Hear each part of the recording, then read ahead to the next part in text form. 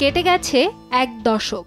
বলিউড ভাইজান সালমান খানের blockbuster cinema Bajrangi ভাইজানের ছোট্ট মুন্নির মায়াবী মুখ আর মিষ্টি হাসি আজও অমলিন।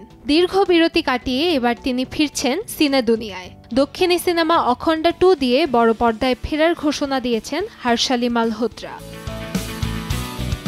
2021 সালের সফল সিনেমা অখন্ডার সিকুয়েলে তেলুগু সুপারস্টার নন্দামুরি বালাকৃষ্ণের সঙ্গে পর্দা শেয়ার করবেন হর্ষালি। বলিপাড়ার ছোট্ট মুন্নি দক্ষিণী আকাশে কতটা বাজিমাত করতে পারেন, এখন সেটি দেখার অপেক্ষায় ভক্তরা।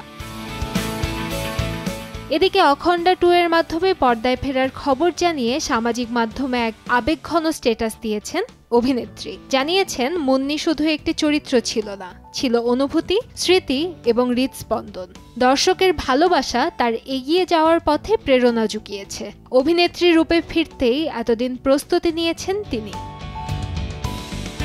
হর্ষালি মালহোত্রা তার ক্যারিয়ারে নতুন এক অধ্যায় শুরু করতে চলেছেন। তার এই যাত্রাপথের সাফল্য দেখার অপেক্ষায় সিনেপ্রেমীরা।